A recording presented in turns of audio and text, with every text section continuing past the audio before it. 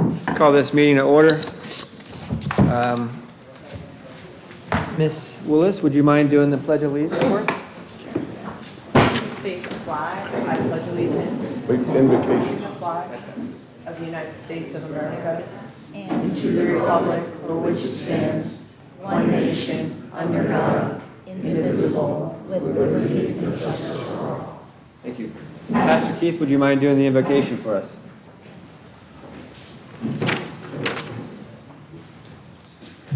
Let's pray. Father, we thank you. We bless you that we have the privilege, the honor to gather together to seek your guidance, your direction. And Lord, we ask for wisdom and discernment as these leaders of our community are bound as one, that they work together in unison, Lord. We thank you for our city attorney and our city manager, Lord, and all those who serve the county, Lord, and the town, Lord. I thank you so much that you've kept us safe over this last year. And we look forward to a blessed year, Lord, as you guide and lead and look over us, Lord. We ask this in Jesus' name. Amen. Amen. City Clerk, roll call. Commissioner Jackson.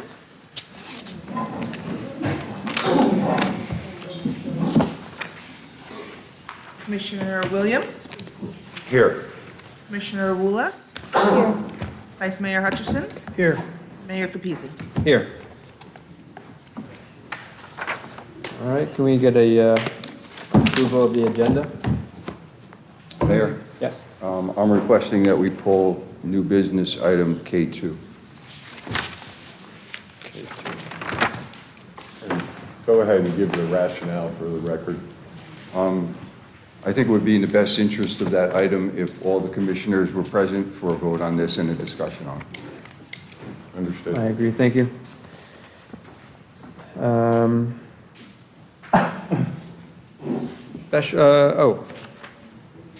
Approval agenda, except for pulled item. Move to approve. A motion? Motion and a second to approve the agenda minus the item that was pulled. All in favor? Aye. All opposed? Motion passes 4-0. Special presentation.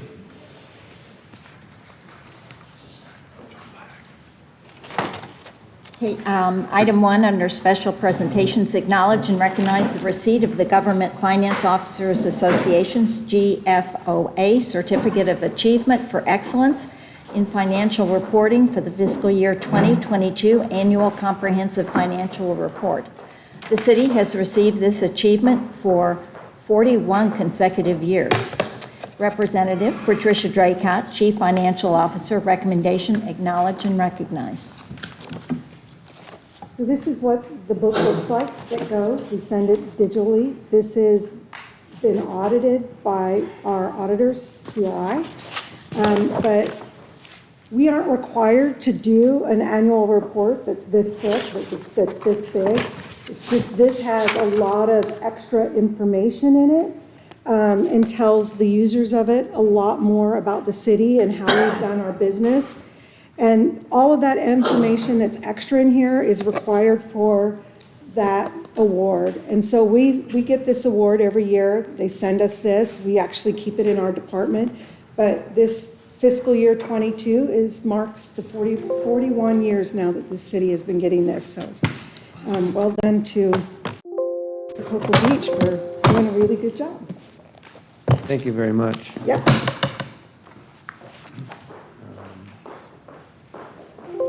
Are we supposed to vote to accept or recognize that, or?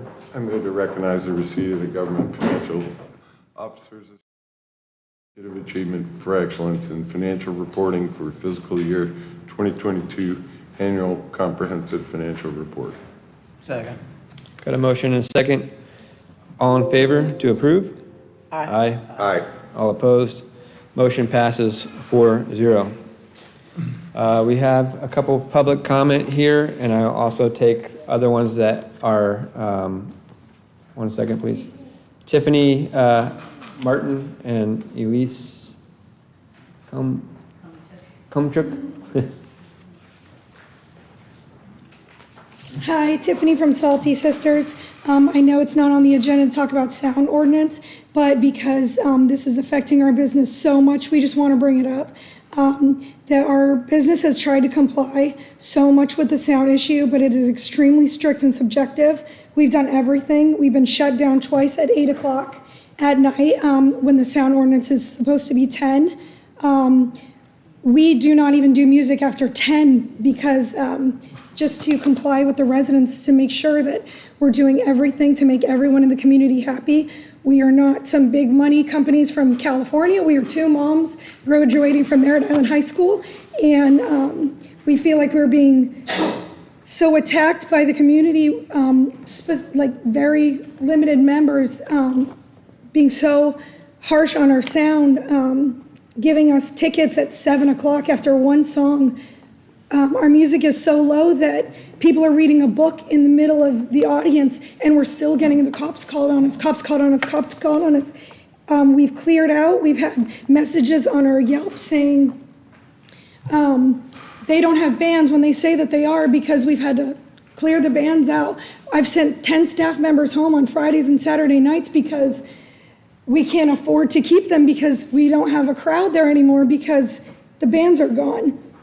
We also need time to comply. A resident will call within 5 minutes. I have to close down instead of having the opportunity to get lower, get louder, get lower. We'll turn off our music and we'll hear all the music from all downtown Cocoa Beach, and ours was so much quieter. So I just really feel like in the next meeting when it is on the agenda that we discuss the sound ordinance and give us a very clear answer on how loud we are supposed to be with a sound meter or with something, because it's too subjective and it's too strict on us and we're losing everything. Thank you. Thank you very much. And I suppose we could talk about that on our comments. Yes? Could everyone speak up a little bit? I'm having a hard time hearing. Yes, ma'am. Put it right here for you. Scott Carnies, is I saying that right? Is there a Scott that has a public comment? I think that says Scott. Does that say Scott?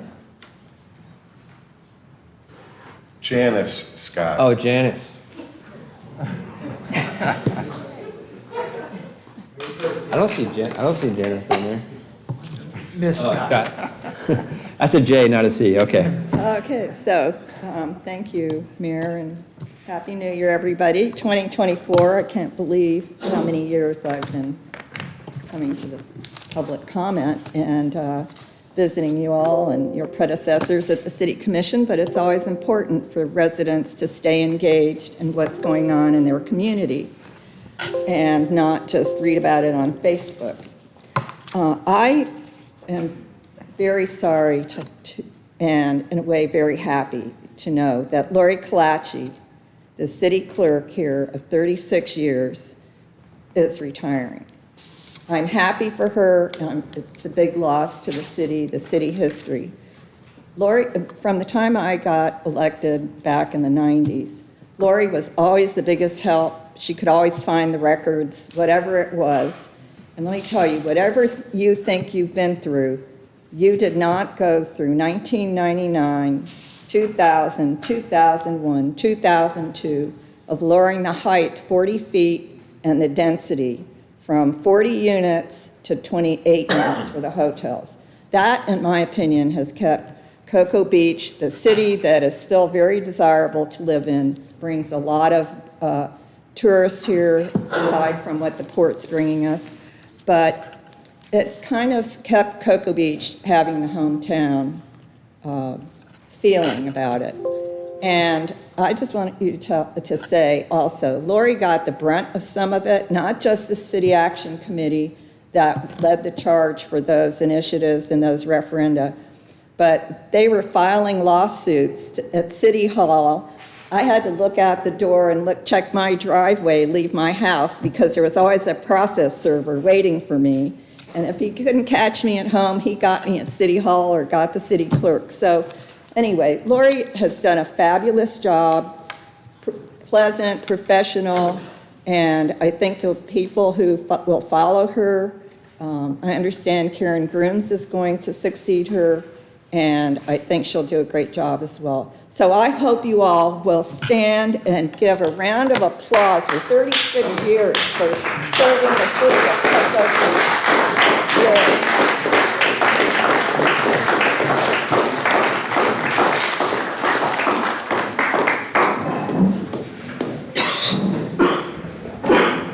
Lori truly was amazing. She,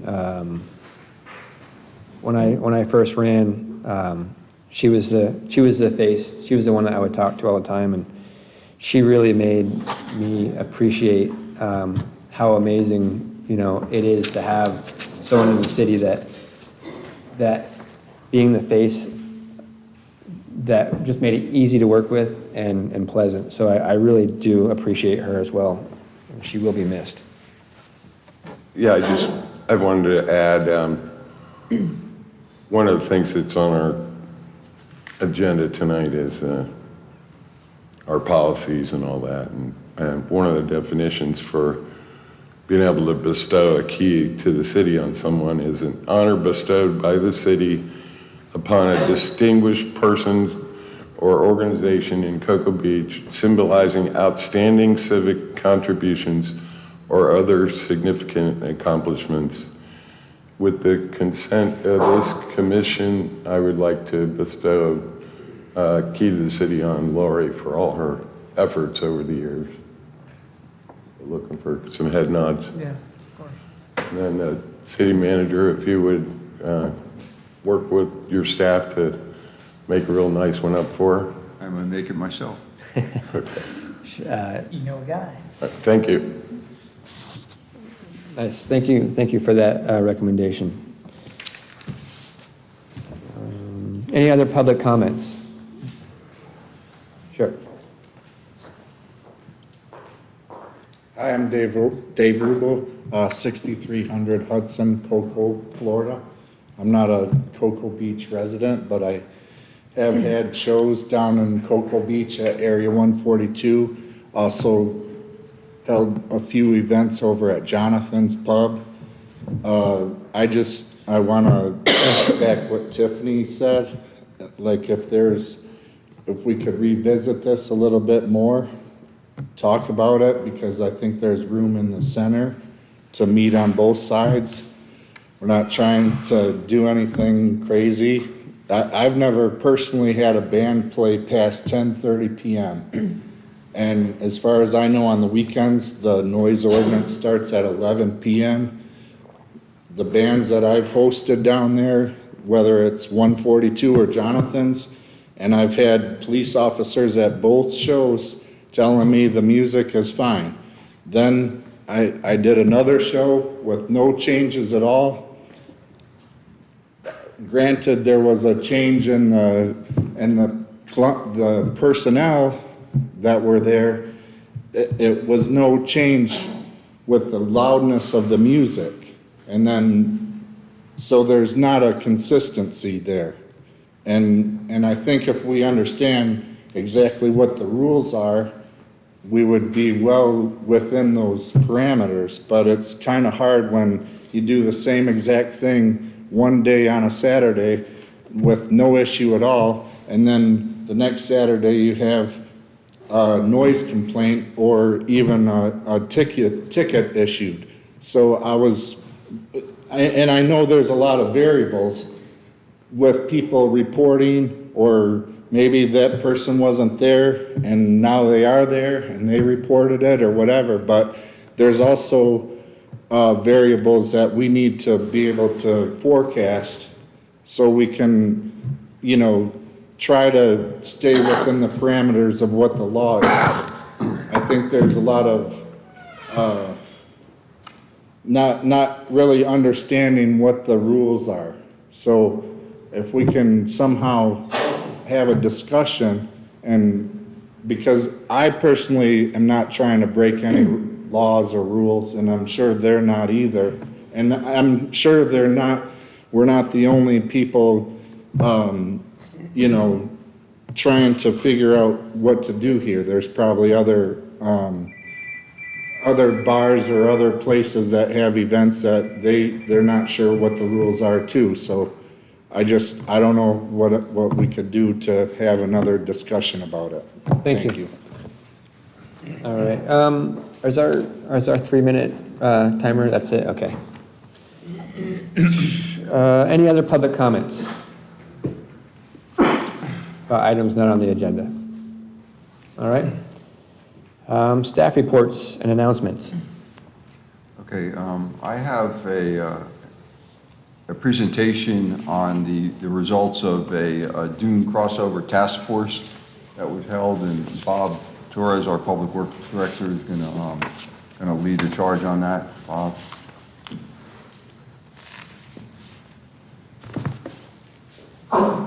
Good evening, Honorable Mayor and Commissioners. Bob Torres, Public Works Director. I'm here this evening to make a presentation on the findings and conclusions reached by the recently created Dune Crossover Task Force. Former City Manager Robin Hayes directed me to chair 3 meetings for this task force. The 3 meetings were held on the following Tuesdays: November 21st, December 5th, December 19th. The Dune Crossover Task Force members consisted of 3 members of the public and 2 staff members as follows. The 3 members of the public were Rick Anderson, John Dillon III, and John Lowe's, and all 3 of the gentlemen are here tonight, and thank them for their service. 2 staff members were Assistant Public Works Director and City Engineer Jared Francis, who is here, and yours truly. At the first meeting, we discussed developing what would become the mission for the task force, which was to do additional research to determine what types of dune crossovers and how many crossovers need to be Americans with Disabilities, ADA compliant, and have the city attorney weigh in on the outcome. Various handouts were presented to the task force for review, which included city, state, and federal requirements for dune crossover construction and accessibility. Discussion centered around the options for dune crossovers, how many, and of what design we were proposing to construct.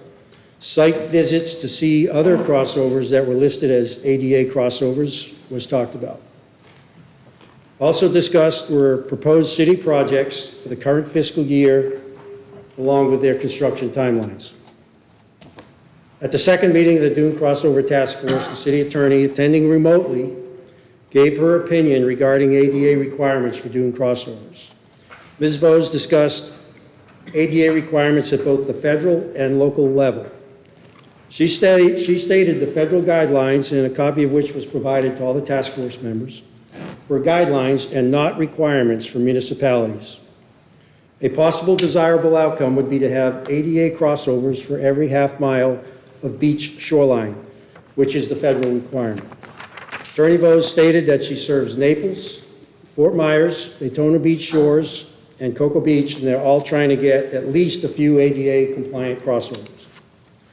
Public comment discussion also included the use of Moby mats, which I'll show later in a picture, which are used in Cape Canaveral. At the third and final Dune Crossover Task Force meeting, the city attorney provided her professional opinion on ADA beach crossovers via a 2-page memo to Acting City Manager Wayne Caragino. Ms. Vose's legal opinion was read for everyone to hear, review, and discuss. A copy of Ms. Vose's opinion was also included in the commission packet. I also presented the outcome of a meeting that was held on December 6th between city staff and City of Cape Canaveral Public Works Services Director June Clark and her staff to discuss their ADA crossovers and dune crossovers in general. They informed us they have 17 dune crossovers in the city, with 4 of them being ADA walkover structures or dune crossovers. I went out and inspected all 4 of their ADA dune crossovers, like I said, which also included the use of Moby mats, and they are mats that are screwed to the east end of the crossovers. And then they extend to the high tide level, which is the federal requirement for the seaward extent of accessibility to the beach. I showed photos and findings of Cape Canaveral's ADA crossovers with Moby mats. And it was noted that of the 4, I'd like to note that of the 4 ADA crossovers, only 2 of them had handicap slopes, which is 1 in 12 ramp, 1 inch per foot or 1 in 12, maximum slope. Only 2 of the 4 had ramp slopes that were ADA compliant, and there was also some other minor things details that we won't get into. Anyway, so discussion followed about dune crossover materials, and I'd like to note that the citizen members of the task force do not like the coquina that we have been using on our crossovers. Also discussed was whether or not the crossovers are considered a facility, thereby requiring an ADA crossover. Following the discussion, a motion was made and approved 3-1 with City Engineer Jared Francis not present to try to get to the federal standard of having an ADA crossover every half mile.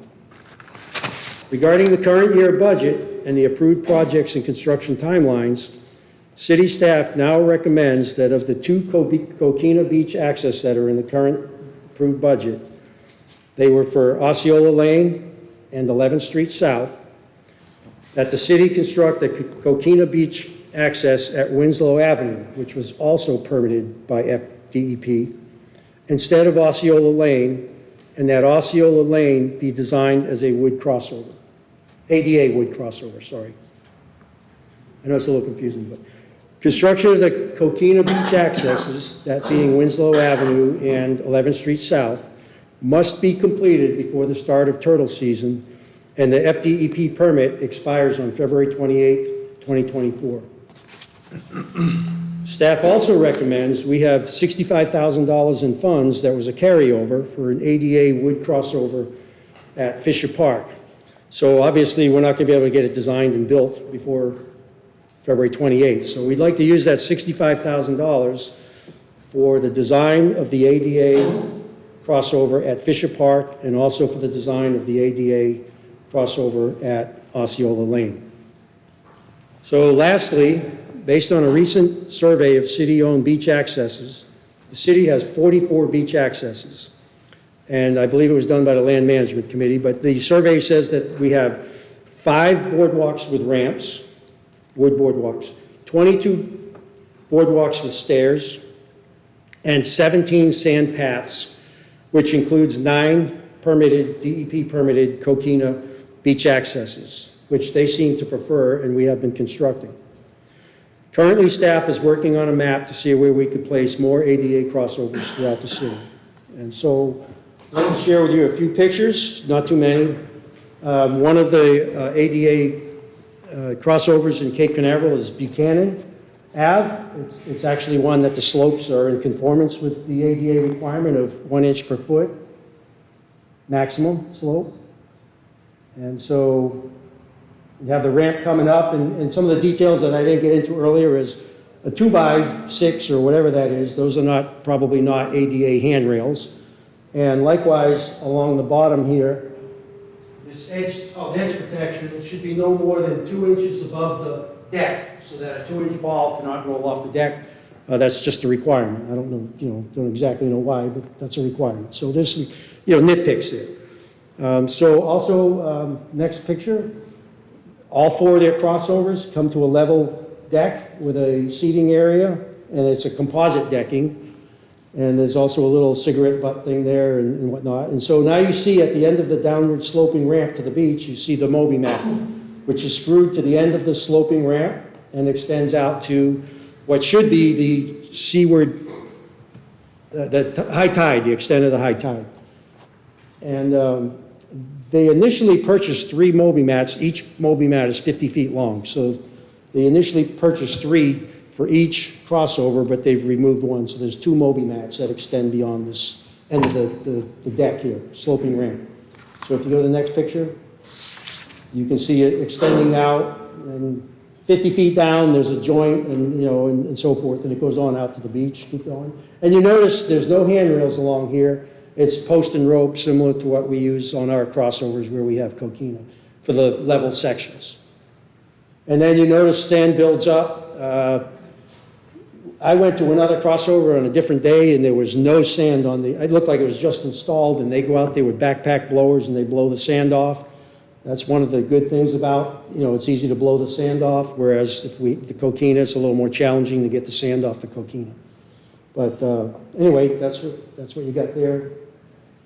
Next up, I went to Patrick Air Force Base. I checked crossovers from Cape Canaveral all the way to Hightower Park or Shearwater.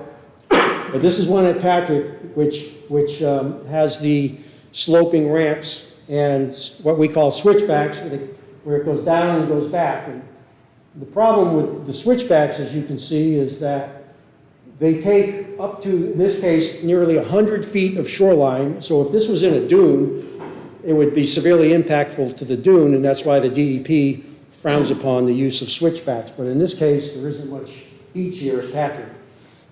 They have to do their own beach renourishment. And so anyway, as you can see, when you come back, go down and you turn around and come back, the tide is destroying the posts. And by the way, these posts are 8 by 8 posts. They are stout. The DEP typically requires a maximum 6-inch for commercial application pilings, round pilings. So anyway, you can see it breaking apart, and if you go to the next picture, you can see, a wheelchair's not going to get through that sand. It's about 2 feet thick, as you see in the next picture. And that's what you got out there at one of the locations at Patrick. They have some that have handicap ramps. They have many with stairs. So I guess the point is we're all trying to struggle with making everything completely ADA compliant, and it's a little bit challenging and maybe unique in different areas depending on the situation and the shape of the dune and so forth. And that's all I have. Thank you. So I know that he mentioned making some changes to some of the money that was already plotted to be spent, budgeted this year. Is that under the purview of city management and finance to just go ahead and do that? Or do we need that on the agenda for the next meeting? It's an operational thing, so we can proceed with it. What we wanted direction on tonight was probably what Bob brought up was somewhat of a compromise. So we have 3 permitted. We can go ahead with 2 of the crushed coquinas now. We have them permitted.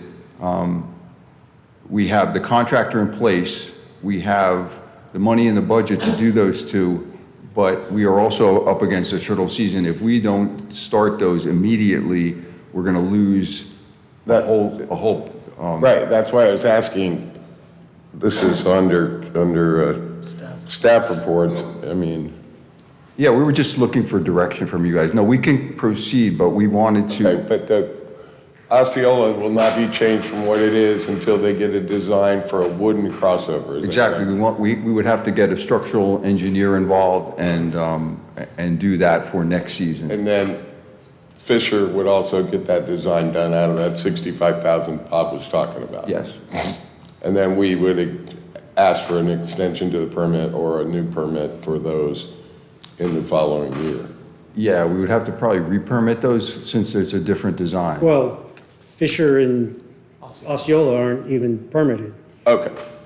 All right. So Yeah. Well, Osceola is permitted, but we're going to do Right, we'd have to Winslow do in lieu of Osceola as a coquina, so next year. Modification of the it would be permitted separately as an ADA crossover. And when you design or request a permit for an ADA compliant crossover, it's no longer, DEP can issue a field permit for the coquina ones.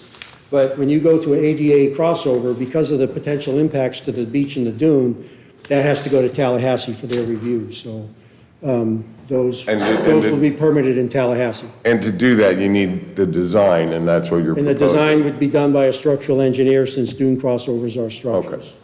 Okay. I give you my concurrence. Well, let me, I want to discuss this further with all you guys, but I do want to hear what the public has to say first so that I can hear their side of it, and then maybe we can all talk about that.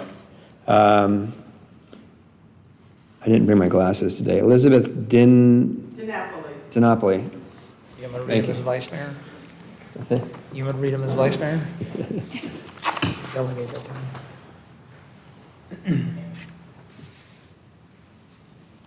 Hello, I'm Elizabeth DiNapoli, 111 West Pasco Lane, Cocoa Beach. One of the items on the dune crossovers we could locate was a publicly available document from 2022. And in that, the document was talking about the sustainability of the dune crossovers. There's the interest in what material will be used and minimal ongoing expenses.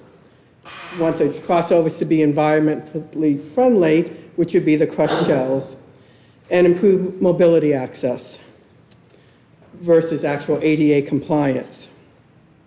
And what we saw was the focus is on the crushed shells. I had an opportunity to attend one of the task force meetings. The focus was on the crushed shells. And there are actually 5 families here that regularly use the Osceola crossover. And we're here to support not to use the crushed shells. And it was nice to hear Mr. Torres say that looking into a wooden option that might be more mobility friendly. The issue with the crushed shells is we have a neighbor in a wheelchair who has been stuck overnight on the crushed shells. He could not move his wheelchair. He spent hours, many hours, until someone in the daylight saw him stuck on the shells.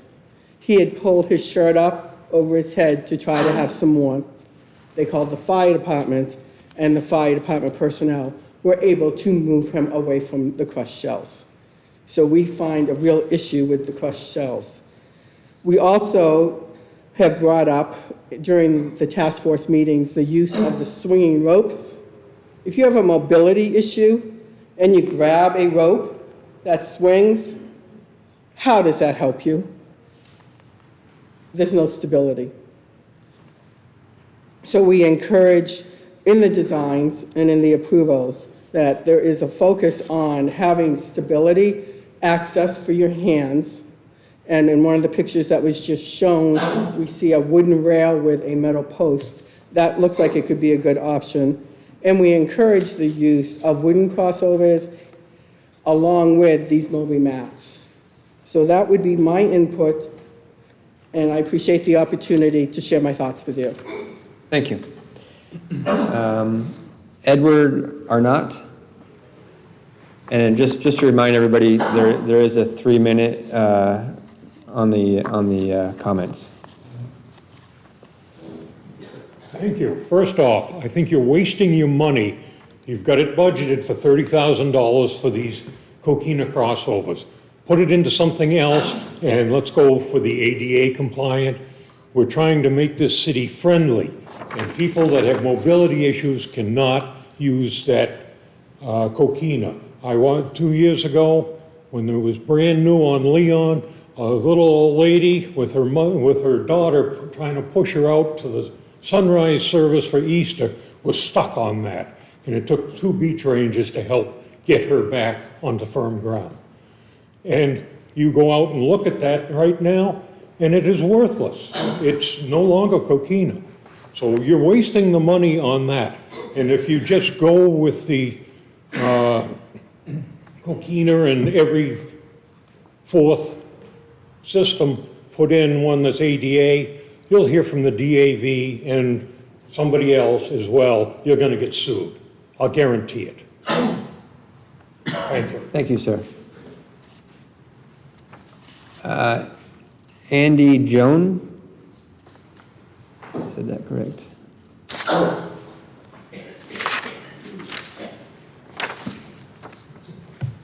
Good evening. My name is Andy Jones, 111 West Pasco Lane. I happen to be married to that beautiful woman right there, Elizabeth DiNapoli. So, of course, I have to agree with everything that she said. And I do. I also agree with much of what my friend and neighbor Ed Arnott said, and that is that a big part of this is we have to look at it from the perspective of obviously people who aren't maybe as able-bodied as some of us. And I think the meeting that I attended back in early December, there was discussion that the task force would take a wheelchair with them on site and actually try to navigate that Coquina with the wheelchair. And I don't think it happened, but I guarantee the results would be just stuck like our friend was. Also, everybody in Cocoa Beach is interested in making it just the best community that we can. A big part of that is making it accommodative of people, older people that maybe have lost a step or two, and just people who are unfortunately disabled, making it a much more accommodative place. And it would help business. And you have to ask yourself, I know the budget is important, but what's more important, the budget or making it a handicap-friendly kind of a place to be? Thank you. Thank you. And John Dillon. I'd like to be last, unless somebody's ahead of me, please. You are last, unless somebody else if somebody else in the audience wants to say something besides John, you're welcome to come out now.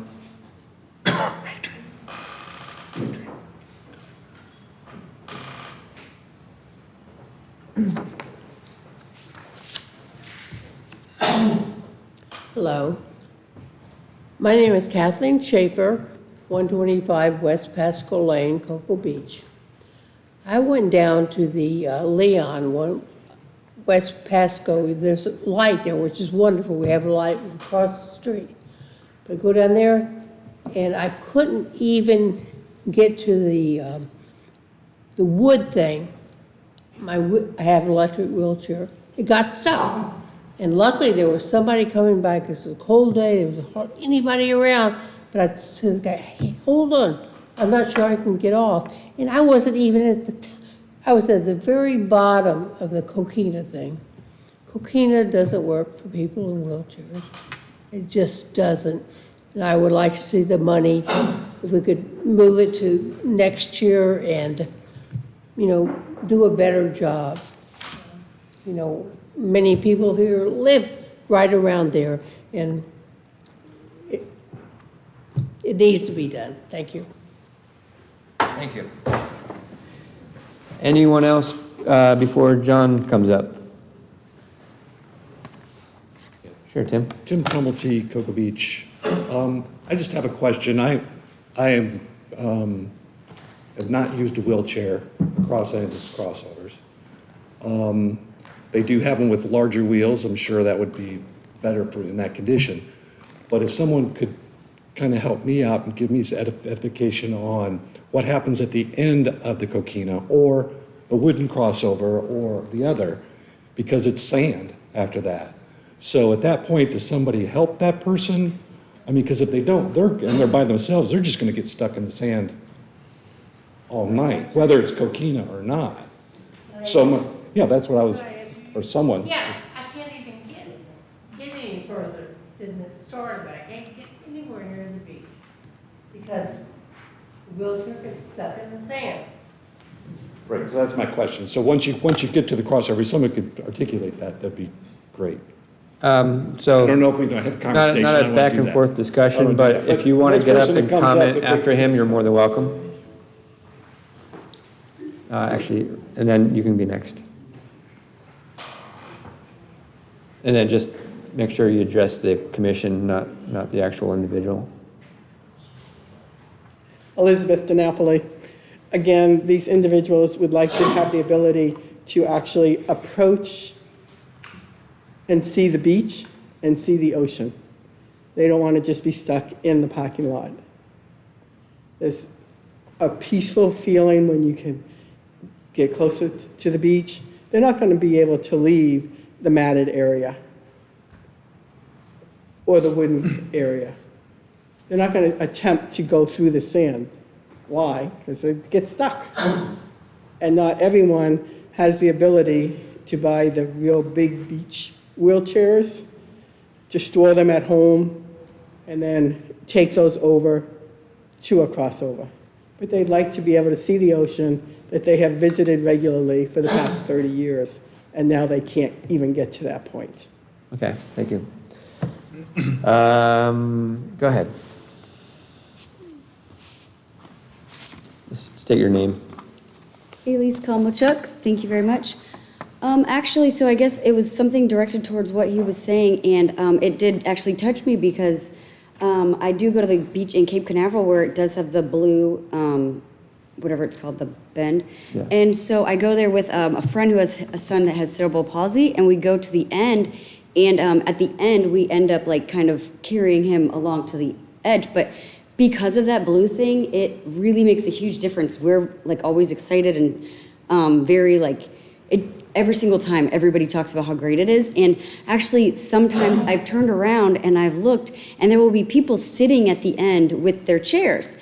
And at first I didn't understand why people want to sit at the beginning of the beach. And then it dawned on me, I looked and I was like, oh man, that's really touching. It's because they had mobility issues. So they were up there sitting in their beach chairs at the end of the little blue thing. So I thought that was very nice that they could get that far, and they enjoyed it from where they were, so. Thank you. John Dillon. And remember, let's try to keep it at 3 minutes. I know you got a lot to say.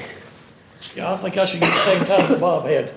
What's that? I should have the same time that Bob had. This is the letter I'm going to give this to the city clerk, the same one I gave you on your table a while ago. This is the letter about work. I read your email with the 19 pages thoroughly, so I got it. No, that's good, because I don't have time to say that. You know, city, y'all probably hate me like a passion. That's fine too. My main point is to protect the city of Cocoa Beach and help those people with a disability that can use and get to see the beach at least. During that meeting, we had a task force. I said, just like Beth said, make a stand or a deck where people can at least ocean, can see the ocean and see the deck. That's one thing. But the main point is, what the city attorney's letter is just totally direct conflict with all the federal, state, and even the city codes on that too. And so when she's talking about every half hour, if she goes 3 sentences below on the second page of her paragraph, about one half a mile, then 3 sentences below it says at high density. Well, this is the high density. And she goes more than that. So that proves one thing that she's incorrect with. The first sentence talks about that there's no federal, state laws to follow. I'll give you 17 pages to prove what the federal and the state requires for Disability Act. They're Florida, they're Florida building codes for disability. There's ADA standards. I'm really surprised that the city attorney does not. I've been an engineer for about 49 years in engineering. I've learned a lot. But after I had my head injury in '81, I learned a whole lot more, especially with the disabled people. And I brought that up during this task force several times. And I keep asking, why does the city not want to go back and meet or exceed the Disability Act so people can get out and get to meet every street, not each one? Go back and read these documents I'm giving you. It tells you it has to be on each site. It's called site improvement. It also says a pedestrian route.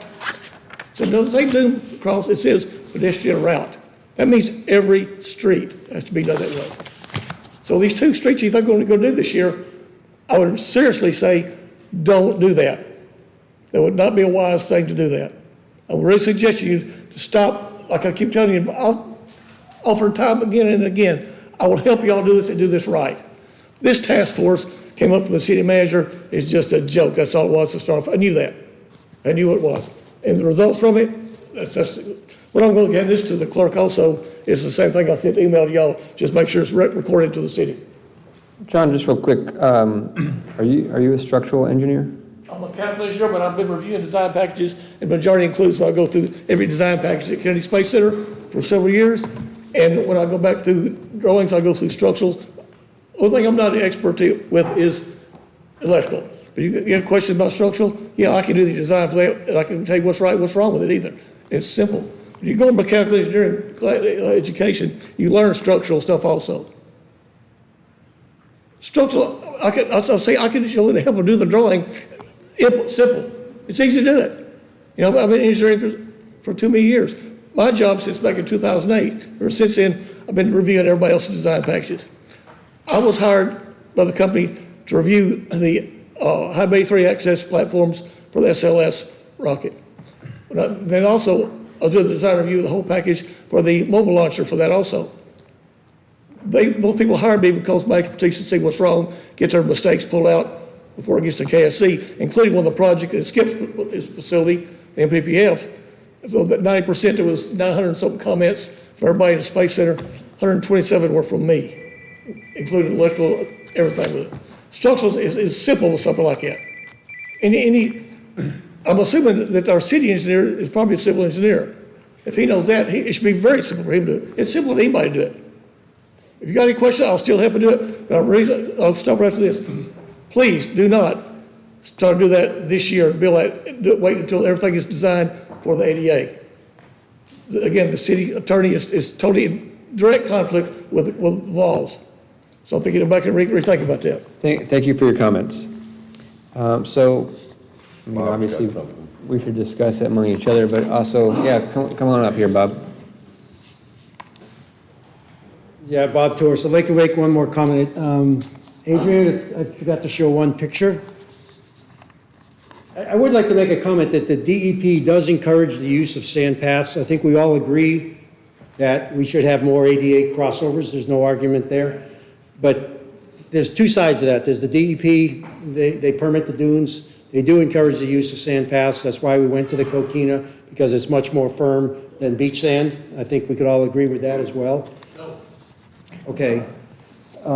Anyway, I'd like to show we've been talking to Sherry Mahaffey with the fire department, and they have a beach accessible wheelchair that people can come in and get with the fire department, show their driver's license, sign a waiver, and they can use that, and they're working out the details for that. So nice.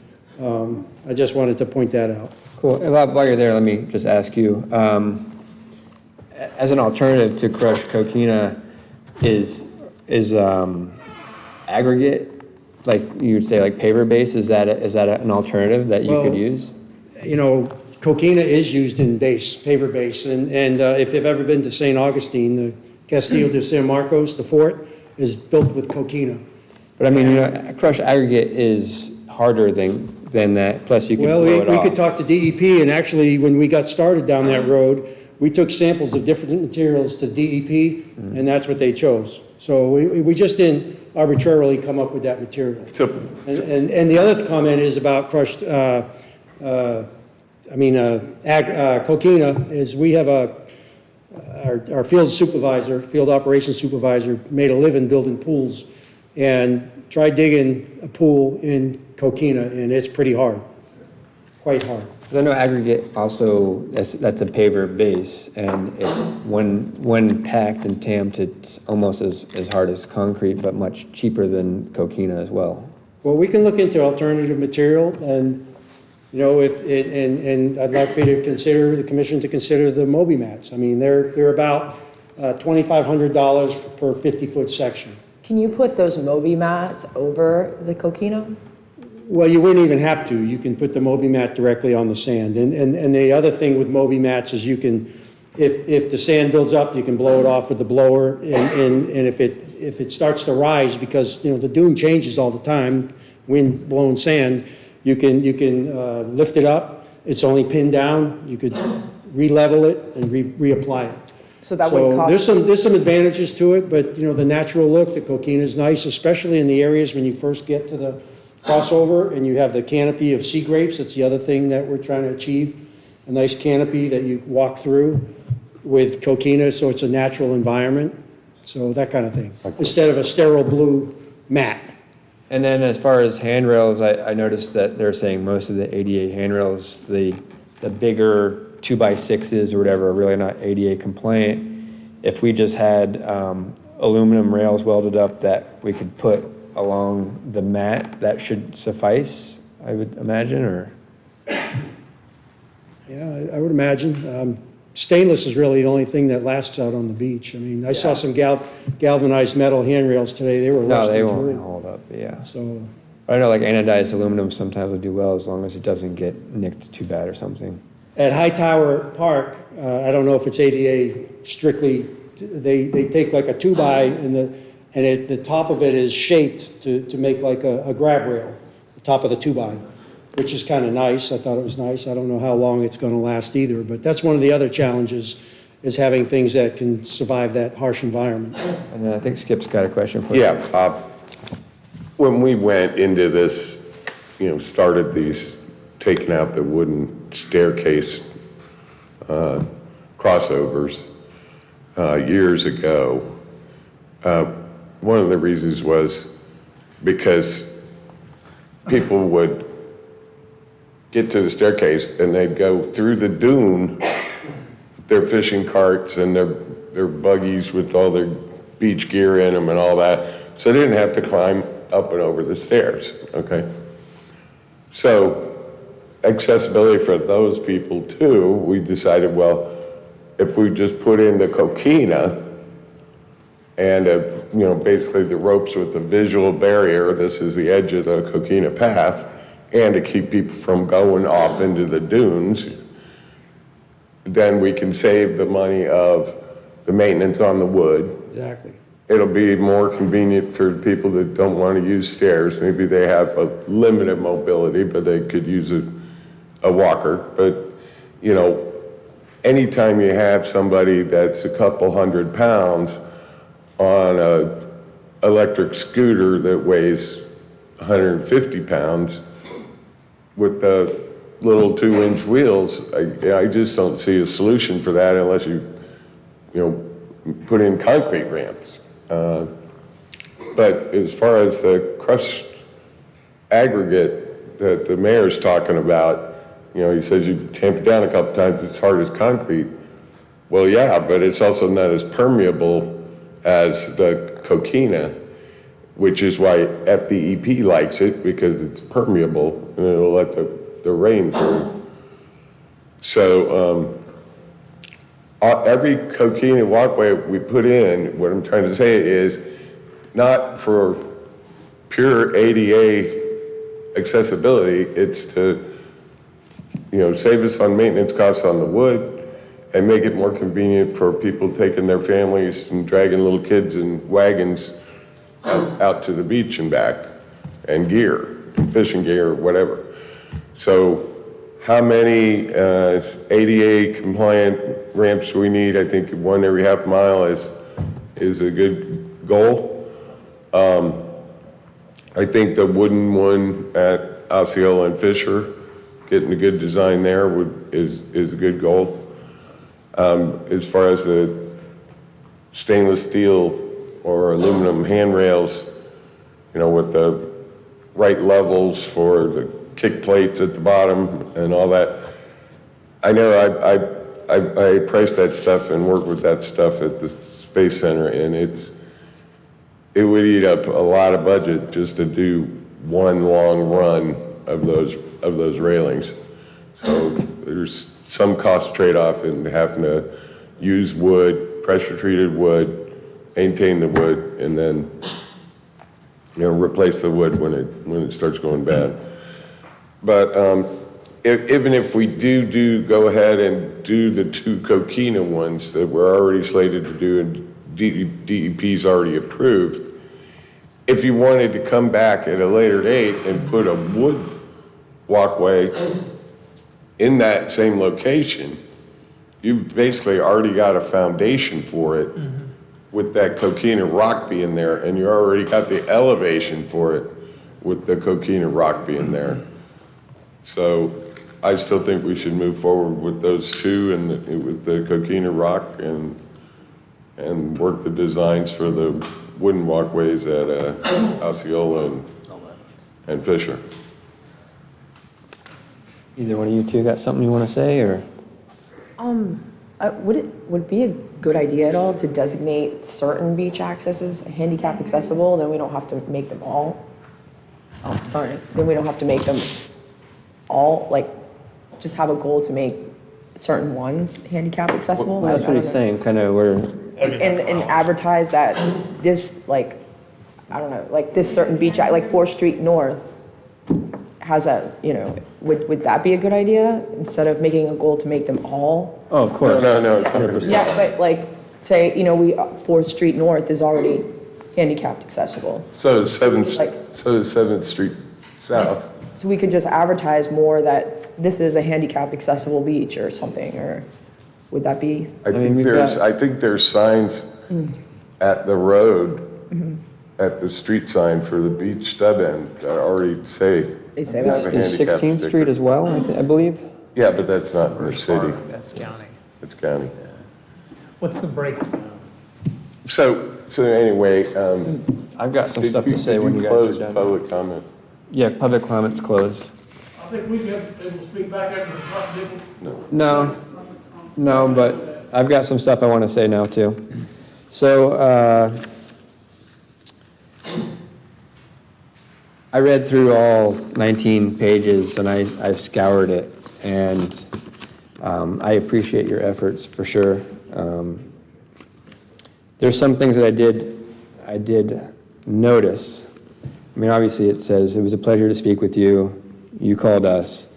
I see that you've highlighted some things where you could take action and make a complaint. But right off the bat, it says on this this third paragraph down here in the middle, the first thing right here, it says, it acknowledges the ADA standards do not currently require beach access.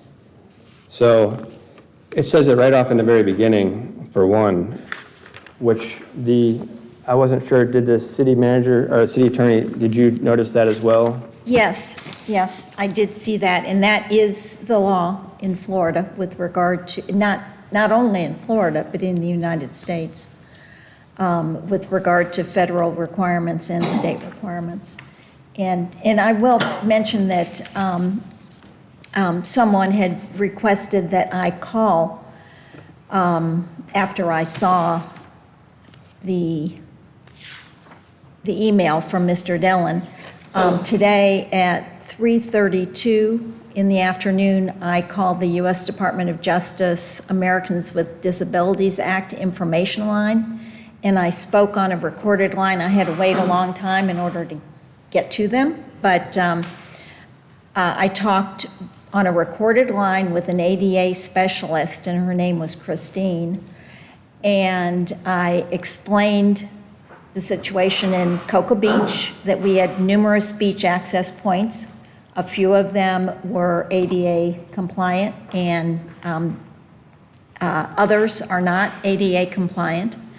And I asked very specifically how many beach accesses need to be compliant, and she said 1.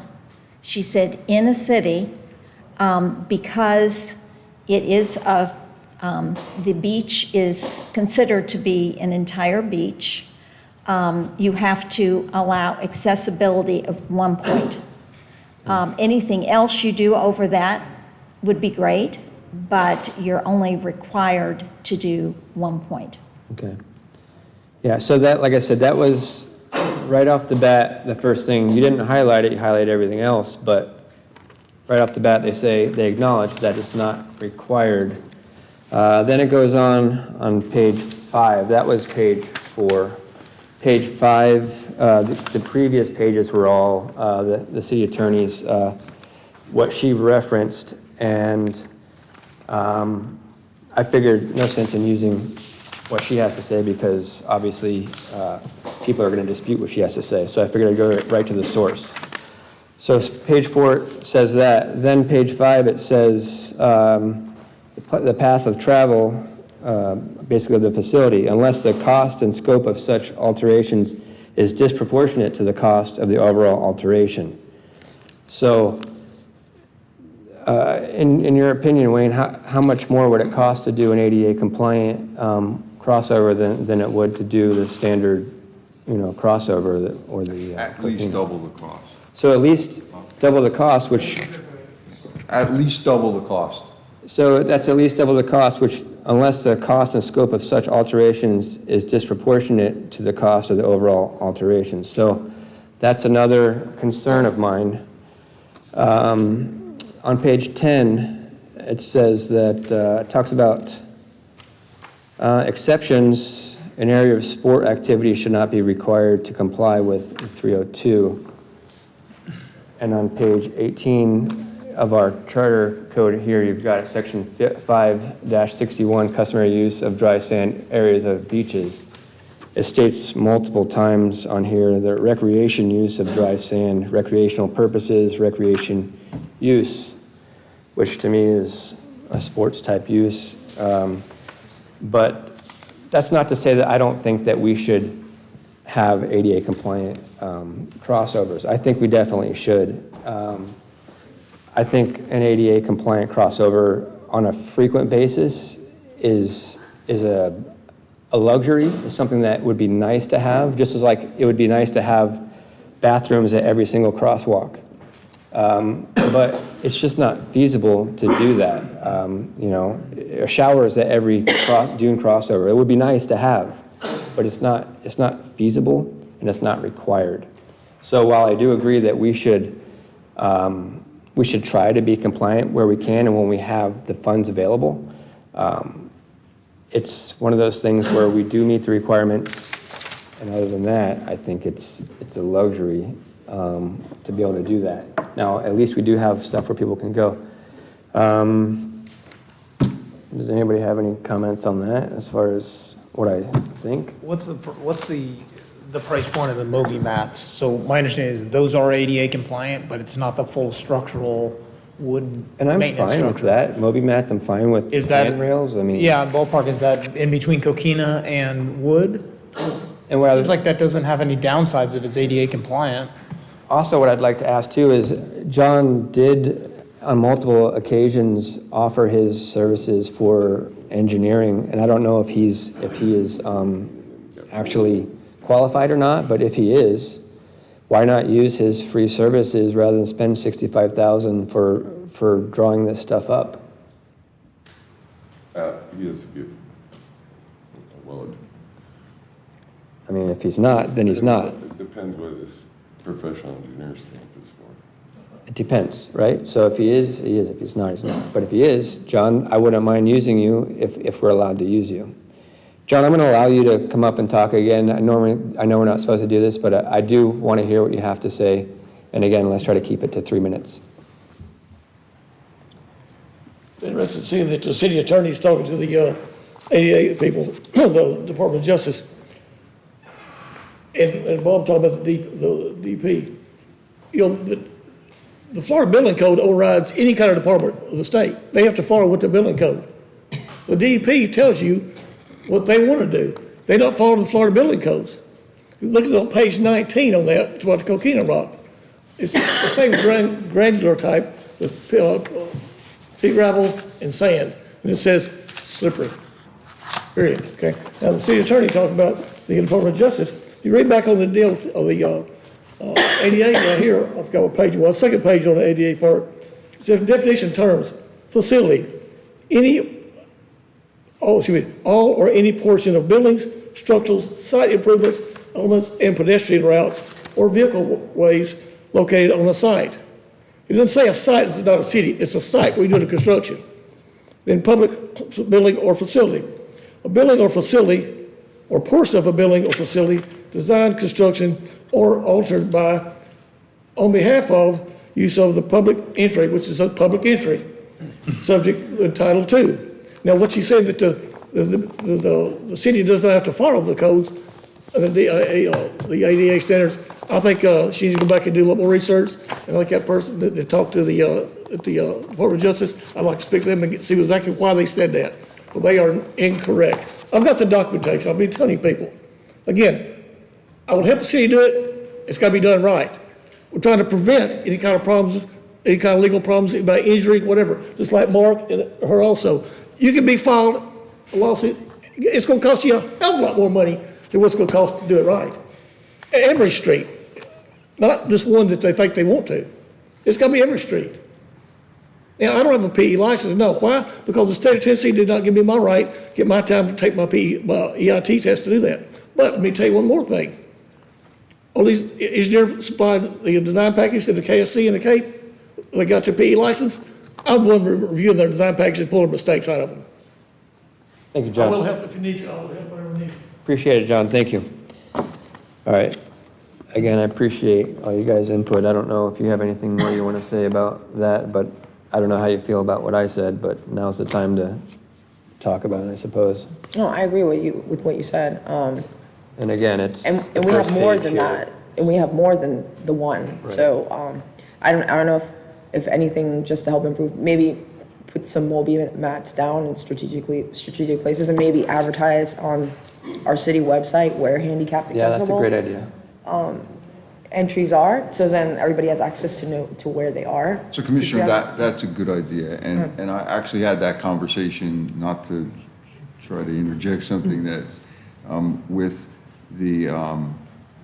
our public information officer and the website, and getting more of a GIS layer on the website that indicates ADA accessible or more friendly points of crossing the dunes.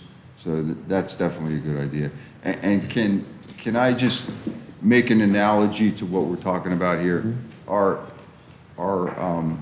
channel marker project, it's something that we do every year, and we keep up on the maintenance. It's a maintenance item, just like these dune crossovers. So we're on a schedule to stay up on the maintenance of these, because we have a lot of them. If we let the channel marker maintenance go for a couple of years, it becomes a big deal. If we keep up on it every year, it's not as big of a deal. So that's the issue here. You know, we have two, we want to continue with those two. I think we have a good, you know, kind of a compromise on the situation here. So that's my 2 cents on it. Okay, so I like the idea. I think we should continue with the project because we don't have time to really waste, but at the same time, I do like the idea of maybe putting some better handrails. The rope, in my opinion, is not conducive to people that have problems walking out there. So, There's no downside to proceeding, because we can retrofit any of those, whether handrails or the Moby mats or the structure later. Let's keep it rolling, and let's look at actually getting realistic handrails or wood rails, whatever. So was that a formal motion, or was that just a discussion? It was just, we're just a discussion, really. It was so. just, yeah. It's already budgeted and the staff is working on Swizzling it around for Osceola? Got it. Okay. All right, appreciate it. Okay, let's move on. City attorney reports and announcements. Nothing, thank you. All right. I have one more thing. No, So wait. I just wanted to point out that we had problems with the brick facade on the fire department. All that brick facade has been taken down, so that liability issue has been taken care of. And then we have some plans forward to kind of tie that building into our campus, which I'll keep you guys updated on. Appreciate that. All right. City commission reports and announcements. Anybody want to kick that off? Yes, Carolyn. I wanted to talk to you guys about relooking at the noise ordinance again, maybe at the next meeting as an agenda item for people like Tiffany and the other businesses that I think we need to look at now that it's been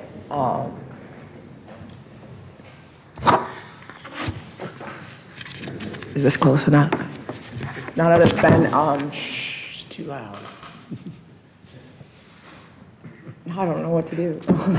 Sorry. Okay, now it's, we've had it in action for a few months now. And I think we need to relook at the issues that we're having with it and maybe the non-issues we're having with it. And I think on one end, we need to look at also the people who are using it to complain or shut down the businesses too. Is it the same people?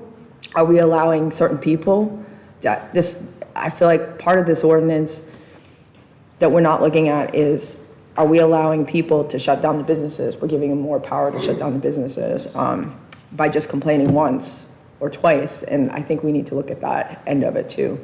And, but I just wanted to get a consensus for you guys on relooking at it, maybe the next meeting You guys have any input on that? I'm willing to discuss anything, anytime. Yeah.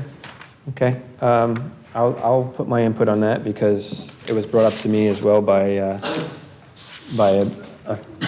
business or two, a couple businesses, and residents, honestly. I don't know if any of you guys did any research about it, but it was about 7:30 on, I believe, a Friday afternoon, and a business had gotten a $250 citation for being too loud at 7:30 in the afternoon, or in the evening. I thought it was a little excessive, considering I was in the area and I didn't even notice it myself. But what I did is I I got a public records request. I don't know if any of you guys did either, or if you looked into it or knew about it, but I've got a printout of all the complaints for the last 2 months. And in this complaint, there was one issue, one person was cited with a $250 fine. But if you look at these complaints, the majority of these complaints are by 2 people for two different establishments. It almost appears that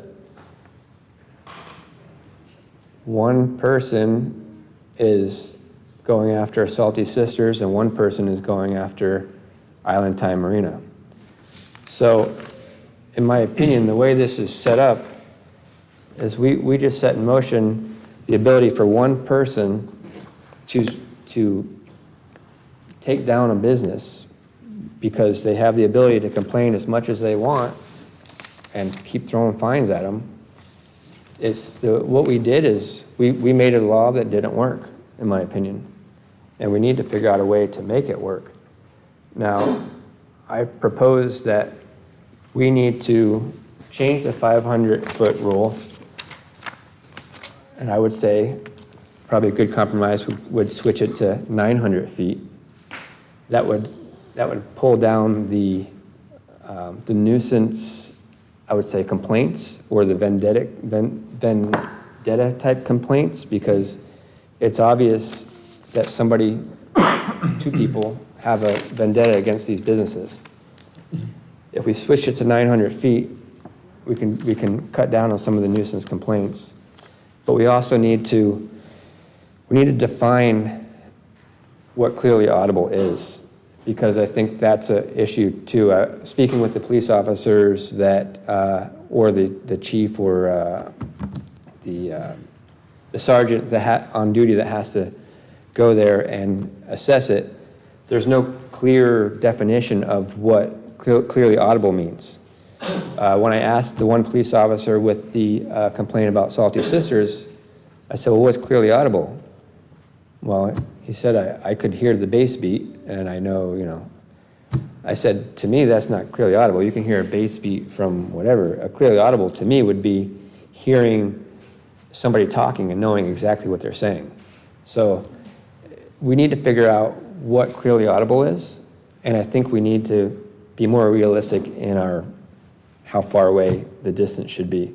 So I feel like with all the research that I've done, I feel like 900 feet is Why don't we bring it appropriate. back on the agenda and discuss it properly when it's been advertised and other people can I'm just come. giving you food for thought here, and then we can take it back. But yes, I would like to bring this back for a revote to fix it, to revisit it. I would just want to say one thing on that. So, Yes. It's not a, I want to say something, and Salty Sisters. I just Not realized time for that. comment, but I just realized that it's not. I know. You know what? You're my dad, so go ahead. I just want to say to Salty Sister, I was one of the originals back then that complained. And I want to say that you guys have done a great job. And you've really made a difference. And I don't think you're getting the complaints. I think it is 2 people that are the problem. And I apologize. Okay, sit down, sir. I totally got wrapped up. This isn't an agenda item, so I'm sorry, no public comment. I do want to say one thing on that though. Yeah. Because, it was a first cut at it. I got tagged with being the originator of it, but I think it established a baseline because before that was the Wild West. There was nothing. It was referencing photographs. So plainly audible has legal basis. So I don't think that's unreasonable. But I'm totally open to further discussion. I was fully expecting some kind of counter offer when we first discussed it. It was nothing. Well, we tried it, and we all said in the beginning, hey, if it's not work, we'll come back and we'll Salty address Sisters, it. no, we want you guys to be successful. This is not trying to shut you down. I'm I think totally it needs for to come business. back where there's plenty of stakeholders here that can discuss it. Yeah. And All right. if I could just say something about clearly audible. I think that probably there needs to be some training in the police department as to what it means, and I can take that on. Okay. Because we don't want to vary from that term, because that is the term that's used in all the case law and that's supported. So, but they just need to know what it really means, which it doesn't mean you can kind of hear or feel the bass. That's not what it means. Okay, I appreciate that. Say one more thing? But thanks Yes. for bringing that up, Carol. I like your ideas too, and I just wanted to add, maybe there can be another element to it on, especially if you're having repeat callers, to maybe identify what that point is when it becomes harassment too. Right. Yeah. Okay, that sounds good. All right, anybody else on the commission have any comments or announcements or? I'll pass. Okay. I had a couple comments. You already had your turn. No, I didn't. Okay. It's been a long night. So, just so you know, I was the one that pulled the dump truck item, and it's just because I wanted to see if we could look into that government appropriation website to save some money on that. So that was the reason why I pulled that. The capital projects, so I talked with Patricia. Yeah, she's still here. Okay. And I talked with Wayne Caragino, and I talked with Becky. Patricia, would you mind just coming up? I just want to bring up a couple points and just kind of get your consensus. My idea for the capital projects fund was, because we have some extra funds in the budget, as the previous city manager had pointed out, we have got about $215,000 extra in interest earned income, and we have some other savings. Greenhouse gas study has been put on hold, so there's $60,000 there. My goal was to do $500,000 this year for a capital projects fund, and I was just wanted to see if you thought that that was actually feasible to start off a fund. It's Or Probable. doable? Okay, doable. Okay, I appreciate just it. because there's been some recent changes that will hopefully save some money. And right now, although the feds are considering maybe a change coming up, they haven't done anything yet. So we are continuing to see a pretty good return on the investments. So I think that it is possible to achieve that result for this year. Thank you, that was all. Okay, so my proposal to you guys is just maybe get a head nod so we can direct Becky on how to draft something up. So even though it wasn't budgeted, but for this fiscal year, I would like to propose that we try to do $500,000 towards the capital projects fund to be only used as funding for capital projects or paying off interest should that interest rate from the capital projects fund not be earning more than what we're currently paying on our interest on some of our projects. Because some of our projects we're only paying like 2% interest. So it doesn't make sense to pay them off if we're making 4 or 3% interest on that. And then every year after, I would like to try to see if we could budget $1 million a year towards capital projects. That would be so that we would never have to argue about how we're going to build a fire station or how we're going to redo a city hall or whatever again. So if you guys wouldn't mind, I would like to try to, yes, Skip? Okay, so we got 500,000 this year. We got $1 million next year. Is top line growth or bottom line growth? Well, by the third year, we'll have $2.5 million at 0 interest rate, even if we don't invest it. And let's say it actually rode another year, you'd have $3.5 million. I'll be gone. I don't know who else will be here, but some future commission is gonna go, pet projects.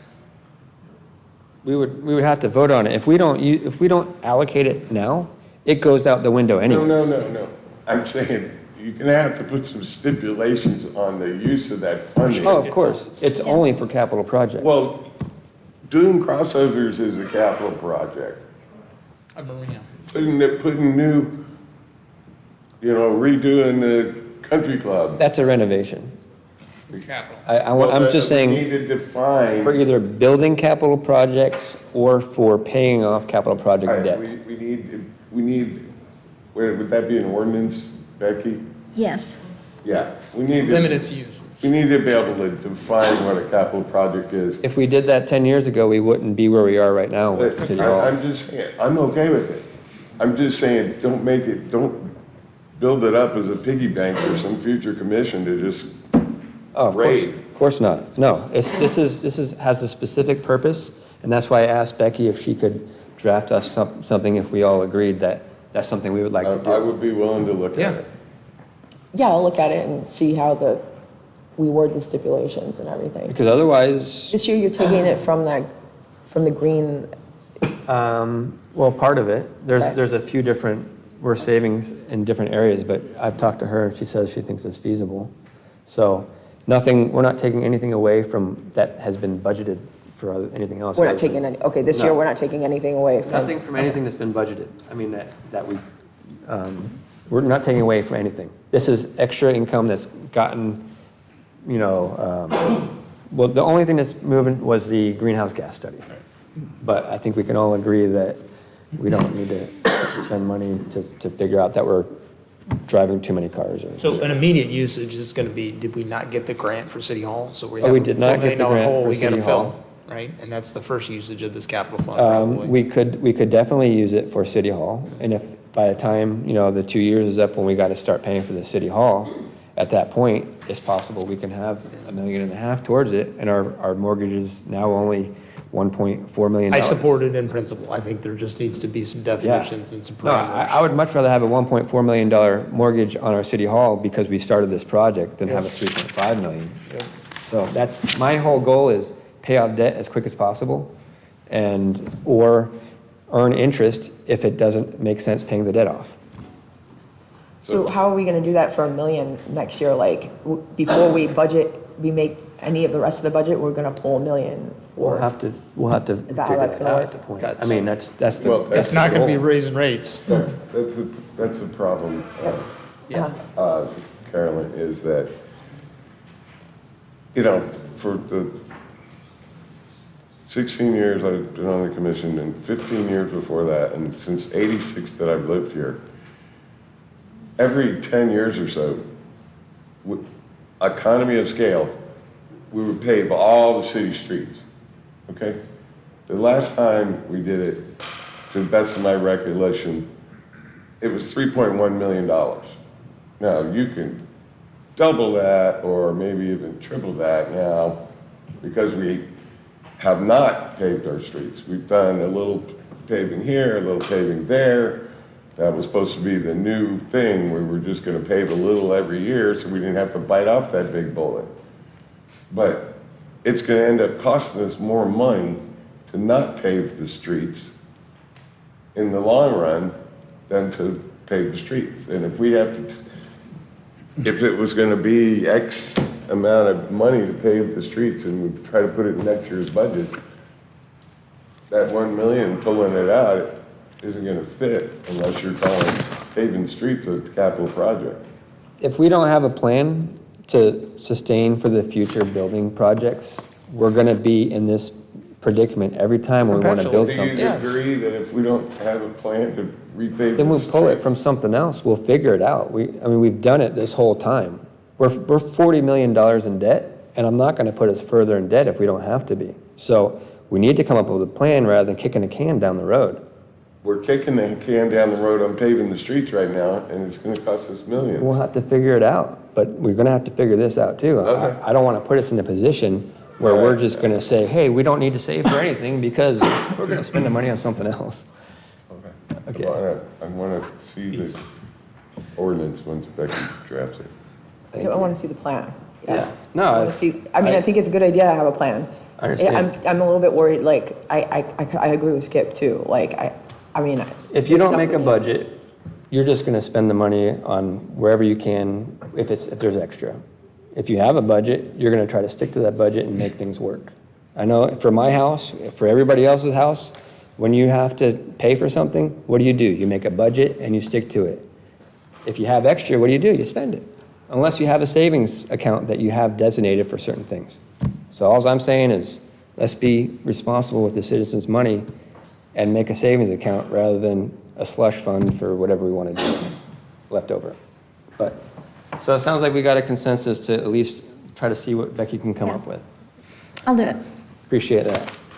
And that was it for me.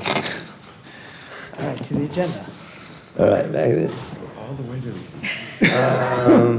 8:30. Commission reports.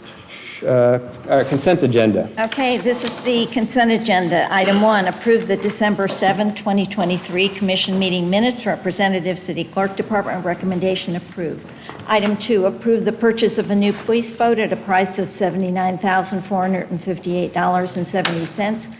With accessories, the total cost of the boat is $94,469.63. 50% of the purchase price is being funded by the Florida Inland Navigation District. Find, this is a budgeted item. Representative Wes Mullins, Deputy Police Chief, recommendation approved.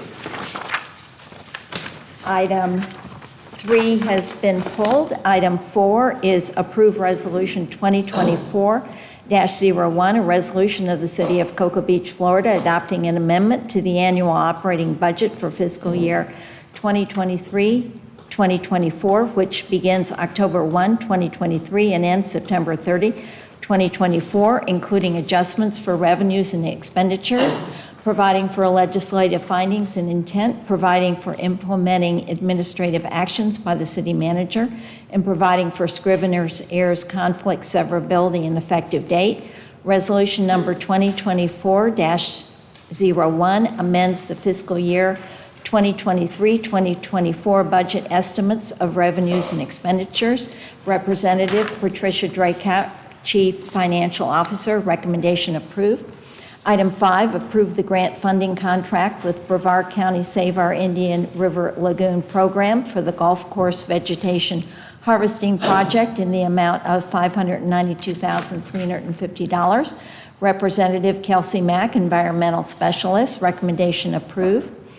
Item 6, approve the scope of services and fee estimate for construction, engineering, and inspection, CEI services for the biosolids residuals handling improvement project to be performed by the engineers of record, Mead and Hunt, Inc., in the amount of $149,500. Services include project management, services during construction, construction observation, and project closeout.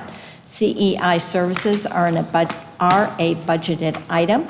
Representative Brad Calzo, Water Reclamation Director, recommendation approved. Item 7, approve the use of American Rescue Plan Act, ARPA funds to perform improvements to the softball field located at Cocoa Beach Junior Senior High School. Eligible uses of ARPA funds include for public health and negative economic impacts. The funds were approved in the fiscal year 2024 budget for $150,000. Representative Jared Francis, PE, City Engineer, recommendation approved. Item 8, approve the scope of services and fee estimate from Insightiform Technologies, LLC, for cleaning, inspection, and slip lining of approximately 700 feet of St. Lucie Lane stormwater pipe in the amount of $233,374.79, pending legal review and approval of piggyback contract on existing contract between the City of St. Augustine and Insightiform Technologies, LLC, for sanitary sewer inspection and renewal. This is a budgeted item. Representative Walker Dawson, Stormwater Utility Manager, recommendation approved. Item 9, execute FDEM contract modification number 1 for contract number H0777 and project number 4468-012-R for City of Cocoa Beach Lift Station Number 17 generator. Modification allows for a time extension to expire March 31, 2024, and budget change for pre-award costs in the amount of $2,360, of which 75% will be reimbursed. This is a budgeted item. Representative Brad Calzo, Water Reclamation Director, recommendation execute. Item 10, approve the payment to Motorola Solutions for body-worn cameras in the amount of $38,500. The police department entered a 5-year agreement with Motorola Solutions in May of 2021. Jim McKnight, former city manager, advised ARPA funding would be used to cover the initial installment cost. Representative Wes Mullins, Deputy Police Chief, recommendation approved. There's one more item. It's the Adobe. Is it on yours? It's on the website. I checked it because I was gonna bring it up under It's the signature. Could the city clerk please read that item? Page 11. I was gonna bring it up under the setting the order of business, but I saw it was on the, and it was in our package. So. Okay. Okay, I'll just read this I whole can thing. give you a copy of it. It's right here. Approve the use of Adobe Digital Signature on contracts created by the City of Cocoa Beach. Representative Martha Horak, Purchasing and Contracts Administrator, recommendation approve. Okay. Thank you. I'm going to make a motion to approve the consent agenda, but I do want to give accolades to Patricia for item 4 on the resolution for the budget adjustments. Turned out to be a budget savings. It was very well spelled out, had all the information from all the departments, and there was no gray areas in it anywhere that, so very good job. That's what we like to see. I move to approve the consent agenda as read. I second that.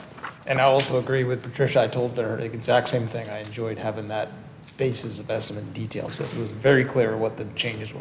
So I second that motion. Thank you. I got a motion and a second. All in favor? Oh, wait. Any comments? You don't have public comment on consent. Oh, okay. Motion and a second. All in favor? Aye.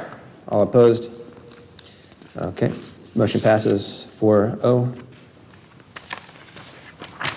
Do we have any items removed? No. I think we did, right? No. Are we doing the unfinished business, or is that? No, that was pulled. Okay. Okay, new business. Okay. New business. Review and adopt city commission procedures. Representative city commission recommendation, review and approve. They are city commission policies and procedures, commission procedures for boards and committee appointments, commission policies for board appointments, staff procedures for submitting items for commission consideration, street naming procedures, recognition on entrance signs, memorial dedications, policy of awarding certificates, keys, and proclamations. All right, I've got public comment. Janice? I'll make a motion to approve. Okay, I've got a motion to approve. Second. Got a second. And Janice, go ahead with your public comment. Yes, Janice Scott, Cocoa Beach. I wanted to mention a suggestion for 5 easy steps for making this procedure process on the agenda a little bit clearer for the public and maybe for you all. So on the, and it also probably, I would suggest, apply to particularly the Board of Adjustment, because they are a lot of quasi-judicial things that they work on. So number 1, on the agenda, the city attorney reads the item, the agenda item. Then there's a motion that really just opens a discussion, a motion to approve the item on the agenda, yes or no. So if you vote yes, then you proceed to the commission discussing it, the item. You all get briefings from the staff, you hear things, you get a lot of documents. So you have a background that the public, this is a public meeting, the public would like to know these things as well. So number 3, the staff generally is here. So for example, with an ordinance and there's going to be a change, perhaps have the staff person come up, explain what the ordinance is, the need for the new ordinance, or what the change is, that, problems and challenges. Then you get to public comment. So now we know what's going on a little bit better. It would save time and so forth. So the public gets to comment. And then it goes back to the city commission for your further discussion and a vote. I really do. I've seen a lot of confusion going around. I was hoping those 5 easy steps would help everybody. Thank you very much. Thank you, Janice. Any other public comment?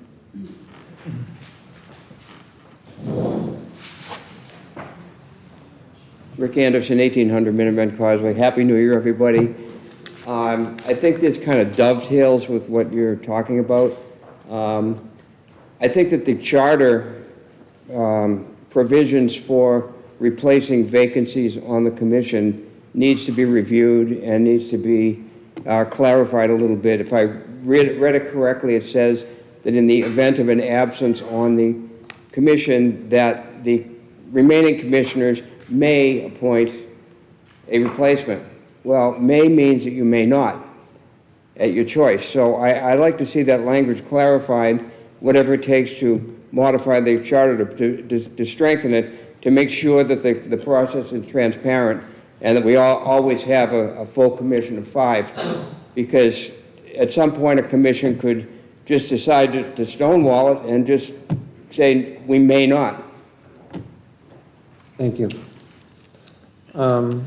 City Attorney, do you have any comment to kind of address that concern as far as why it says may compared to? Well, for one thing, it is sometimes occurs, somebody resigns right shortly before there's going to be an election, for instance, and oftentimes the commission might not want to appoint someone to take the place. May gives the opportunity to the people on the commission to decide what's best for the city, which you're the elected body. Thank you. And we have a minimum threshold anyways, right? So we could operate with 4. Oh, absolutely. It just would put a lot of stalemates in place. So, yeah. I mean, we wouldn't want to do that to ourselves. Actually operate with 3. You can operate with 3, and I have seen commissions in other cities operate with 4 for a while, and it's worked out fine just because they thought that that was the best thing to do. Okay, so I had a motion and a second. Any other comments? Tim Tumulty, Cocoa Beach. This isn't necessarily procedures, but it's actually charter stuff and that and ordinances and whatnot.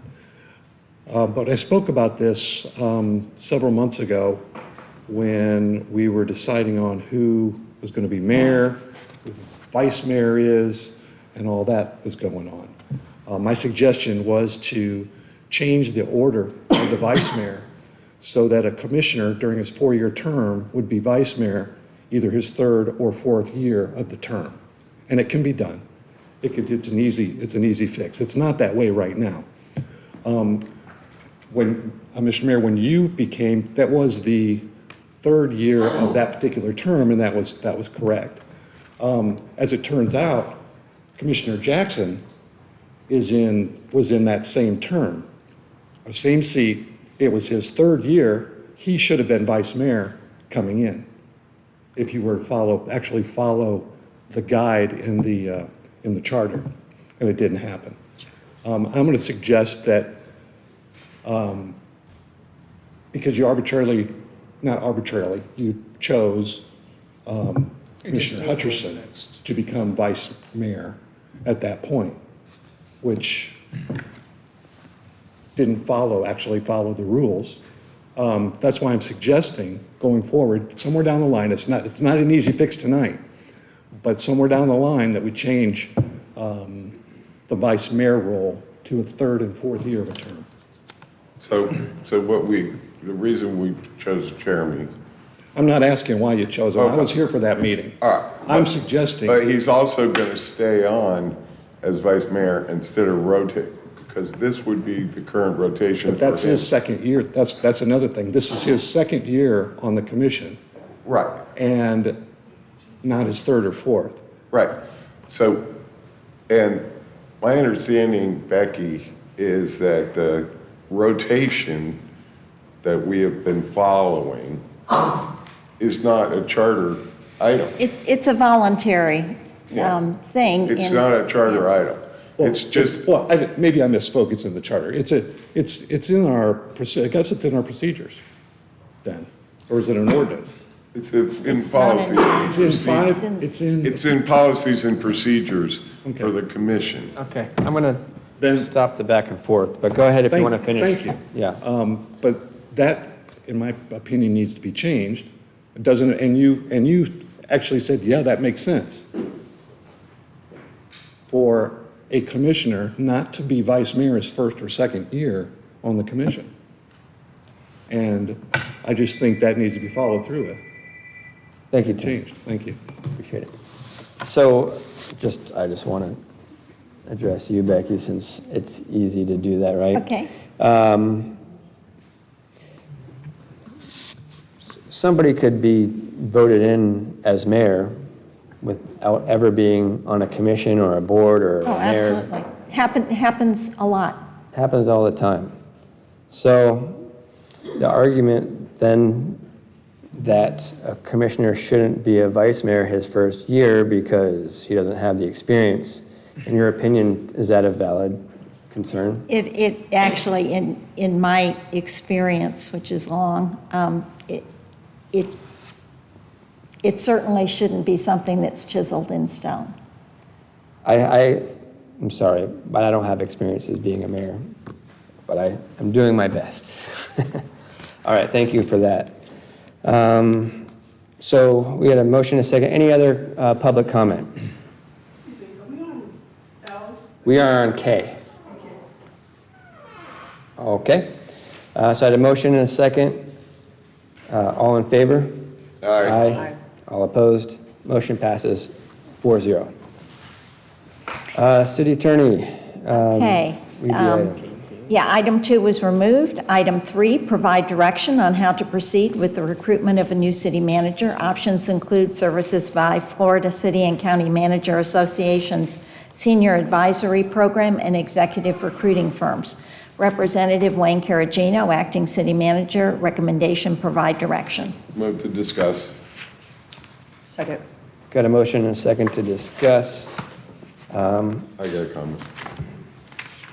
Sure, let me hear your comment. Okay, so there's, if you read it, it says either do it the way we did it before, using the people from the Florida League of Cities, which are usually retired city managers that have, experience doing this plenty of places.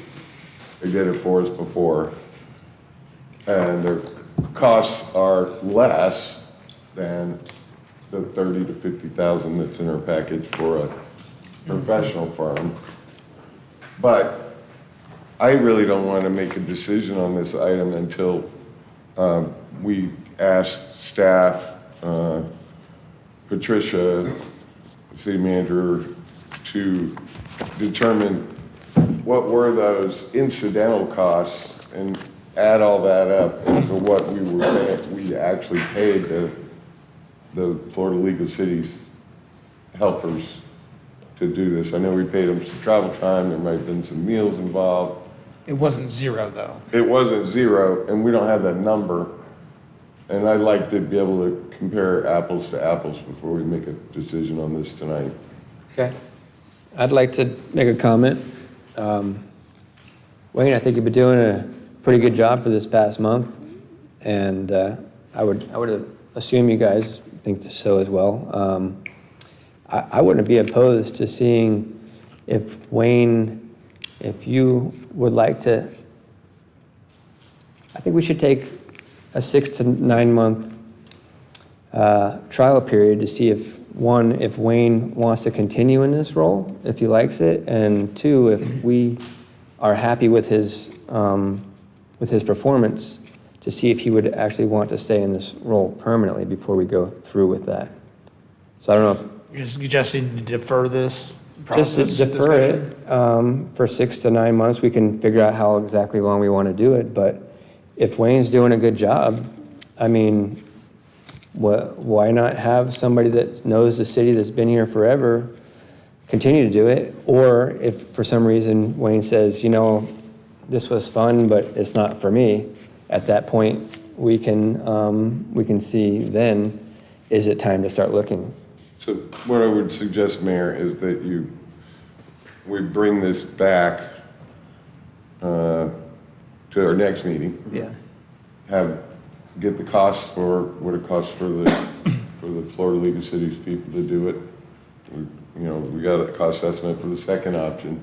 And then third option would be to defer a decision for X amount of months. And we could pick the X at our next meeting. Yeah. I mean, I don't know about you, but But that way, we're putting it out there again to the public, so they'll know that that's what we're thinking, versus just, hoping they heard you say this tonight. yeah, I mean, we can, like I said, just in my opinion, I think we owe it to, I mean, Wayne's sat in before. I think we owe it to him if you're happy with his performance, and if he's interested in giving it a shot. What's the harm in waiting a few more months, and we can find out the information that you want to find out, what it's going to cost us. Bring it back on the agenda at the 18th or whenever, and then we'll make a decision. Does that sound something that you'd be interested in, Wayne? Okay. And let me make a comment so you guys understand where I'm at. I'm a big fan of internal development and coaching of folks. So to me, there is a certain element of risk hiring outside. It's an unknown. You have a limited window of experience, whereas Wayne has been here. We understand. He understands the city. Yeah. This is not rocket science. This is running a relatively small city. So We know what we're getting with Wayne? Belittle the guy. Relatively? No, Wayne's doing a and I like phenomenal that. job. That's my point, is I think there's a huge learning curve value to having internal coaching and development, and it Yeah. gives opportunities for everybody in the city. Yeah. So that's just where my head's at on this whole philosophy. Okay. Well, But I like your idea. Get the cost, defer this, and we'll revisit it. yeah, I mean, let's be fair about it, but at the same time, if he's up to par and he's willing to, to give it a shot, I'm willing to give him the shot. Now, what are your thoughts on his day job prior, the project manager? Is that still a combined role, or is that It depends on, I guess, well, he's the manager now, so it depends on whether or not he feels like it needs to be fulfilled at this point, or if it could be, something else could be rolled into. Would be an assistant, right? Would you need an assistant, or it depends on what you feel. Can somebody Make else? that decision tonight. Yeah. Yeah. But We'll put Wayne on the So all I spot can right say now. is my focus would be on efficiency of the staff and improving efficiency. And that's all I'll say about that for now. And I would say I'm Something to honored think about. by I the, mean, Wayne and I have talked a lot, and, I'm all about, let's keep on budget, let's keep going, let's keep it efficient, let's keep people accountable, make sure that the city workers are, in fact, working for the residents, rather than just collecting a paycheck. And I like Wayne's no-nonsense style, and I appreciate you. So, we had a motion and a second. I guess we need an amendment to say, bring back that cost and give us an option to defer a decision at our next meeting. So, Second. Got a motion and a second. All in favor? aye. All opposed? Motion passes 4-0. Oh, sorry. Let's erase that. Go back to public comment. Just wanted to ask a question, because I've been asked the question about several things based on the fact that I guess it got out in the public domain that there was going to be an assistant city manager position advertised, that should you advertise, go ahead with whoever, does this organization, I guess this is more to Commissioner Williams and his experience, when you go with the Florida League of Cities organization, whatever, can anyone from the outside who feels that they qualify apply, or do they have to be approved by this organization? Do they have to be a city manager with experience or former city manager in the state of Florida? That's what the public out there, so I'm asking. Yeah, we had people that had never been city managers. We had people that weren't even CFOs. Where? Here? No. Applicants. That applied. Okay, and they were considered? They were considered. Okay, thank you. There was 112, I think. Thank you. Any other public comment? Yeah, one more. Hopefully this is the last one. Tim Tumblety, Cocoa Beach. Previously, we had a situation where the city manager resigned, and we appointed someone, an employee, to that position, and we also gave him a bump in salary. I don't know if that was suggested. I didn't hear that. That was in the prior meeting. Yeah, that was Charles Holland. Right. I was talking, I didn't hear that you were suggesting to bump his salary. No, He was already, that was in the at December. the last meeting, he was already bumped up to the full salary Oh, of I the see. city manager. I didn't realize that. All right, any other public comment on that? All right, just for sake of good order, I'm going to redo that vote now that we heard public comment. So I had a motion and a second. All in favor? Aye. Aye. All opposed? All right, no change vote. Thank you. Next. Okay, item 4 was pulled. Item 5, adopt ordinance 1684 on first reading. An ordinance of the City of Cocoa Beach further amending the City of Cocoa Beach firefighters retirement system as restated in ordinance number 1431 as subsequently amended. Amending section 7, pre-retirement death, and amending Section 8, disability, providing for compliance with Chapter 2019-21 Law of Florida, providing for severability of provisions, repealing all ordinances in conflict herewith, and providing an effective date. Ordinance number 1684 amends ordinance number 1431. Representative Latham Kellum, Fire Pension Board, recommendation adopt on first reading. I move to adopt ordinance 1684 on the first reading. Second. Got a motion and a second. Public comment? All right. All in favor? Aye. All opposed? Motion passes 4-0. Okay, item 6, adopt ordinance 1685 on first reading, an ordinance of the City of Cocoa Beach, Florida, adding a new Article 12, pass-through of development review fees of Chapter 2 administration of the Cocoa Beach Code of Ordinances, allowing the city to pass through development review costs to developers and applicants for development review, and providing for codification, conflict, severability, and effective date. Representative, City Commission, recommendation adopt on first reading. Move to adopt ordinance number 1685 on first reading. Got a motion? Second. Got a motion and a second. Public comment? Any commission comment? My understanding is this is just 100% passing through as, whereas the city was subsidizing some of these costs prior. And Correct. we weren't getting. Yeah, we were so- doing more work than we were getting paid for.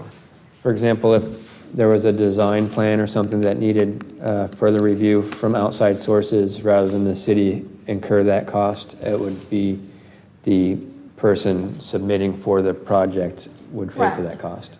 Yes, it's going to hopefully keep the residents from subsidizing the developer costs. Okay. Again, no public comment. We're good. So motion and a second. All in favor? Aye. All opposed? Motion passes 4-0. Okay, item 7, set appointments to organizations for 2024. Representative City Commission, recommendation appoint. A, Space Coast Transportation Planning Organization, SCTPO, Cocoa Beach Voting Delegate, Commissioner Skip Williams, Staff Representative Jared Francis, alternate Staff Representative Wayne Caragino. The 2024 Cape Canaveral voting and primary delegates are Councilmember Don Willis, City Resident Arlen DeBlau, and Resilience Engineering Services Manager Lexi Miller. Per the agreement, the cities of Cocoa Beach, Cape Canaveral share voting delegates on the Transportation Planning Organization. For 2024, the voting delegate is Cocoa Beach, and Cape Canaveral is designated the alternate. Can I add one thing to that?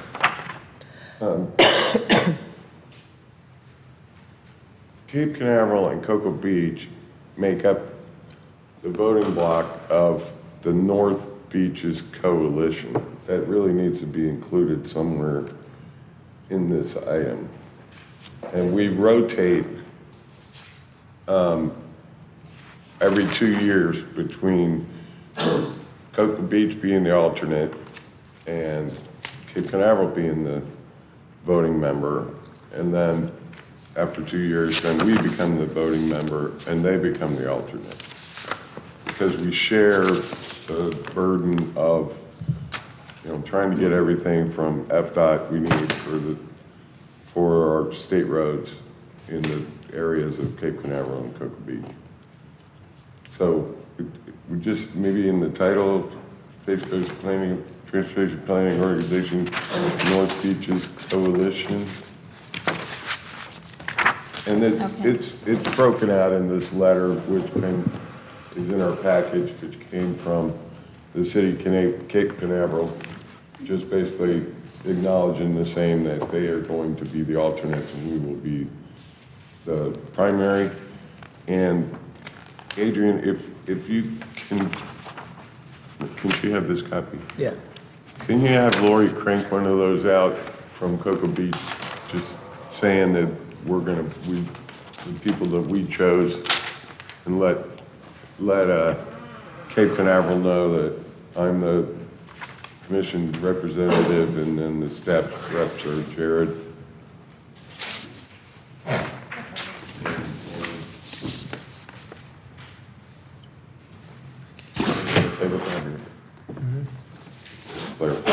Okay, are we going to be voting on these per item? All together? All together. Okay. We've already, for all the rest of them listed here, through H, those have already been decided earlier. It's just kind of a reiteration. I think it's because it's the first of the year. So we may just want to, do you want me to read them, or do you want to just vote on them? I think, I don't need you to read them. I don't. If you have to read it for record. Okay. I got It's not on this. I got a motion. Second. I'm sorry, case up. Yeah. Yeah, we got a motion. Did we get a motion in a second? Second on case up. Yeah. Any public comment on that? Okay. Motion second, all in favor? Aye. All opposed? Okay. Item 8, approve the appointment of Karen Grooms to city clerk, effective date 1/7/24. Representative Wayne Caragino. Wayne Caragino, recommendation approved. Move to approve. Second. Got a motion and a second. Any public comment on that? Public comment? All in favor? Aye. Aye. All opposed? Motion passes 4-0. Hey, Karen.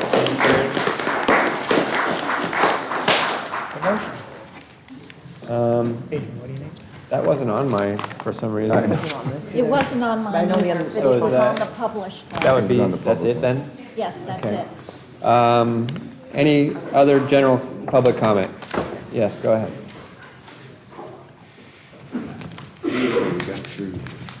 Rick Anderson, 1800 Minuteman Causeway. One more last comment on the dune crossover issues. I was on the committee, and we did pass a resolution, if you will, that we would like to see the city make a commitment to following the federal guidelines of 1 ADA crossover per half mile, even though it's not required by law.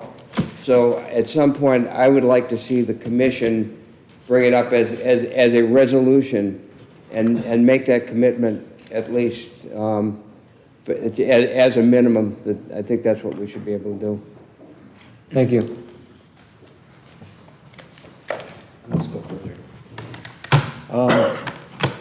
It was on the agenda, Tim Tumulty, 59-year-old resident of Cocoa Beach.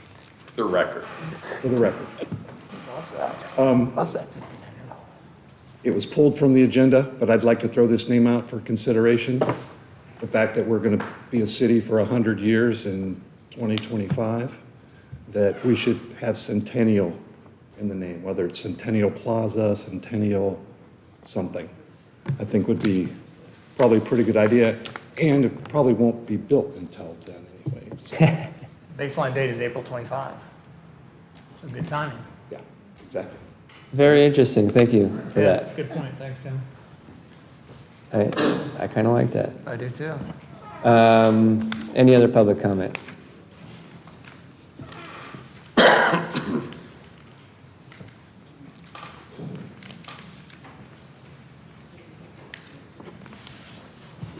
Elizabeth DiNapoli, Cocoa Beach. First, I'd like to say thank you. This is the first commission meeting I've attended. It's been interesting. I just hope that this is appropriate to bring up. One, personally, I think it would be very nice if we had non-smoking beaches. Two, I have the understanding that there are no lighting ordinances specific to residential properties. And if a neighbor has very bright lights on in their backyard 24 hours a day, it can be a problem. And it would be very helpful if there could be something adopted. The third, I wouldn't have thought to bring up, no offense to a commercial business at all, but residential properties with Airbnb properties, we have clearly audible issues. Currently, of the 4 houses around us, 2 of them are Airbnbs, a third one's going online as an Airbnb. When we moved in 8 years ago, there were no Airbnbs around us. This is becoming a problem. It's not very friendly. And then the fourth item, learning from this meeting, you brought up an issue with the capital improvements in the budgets.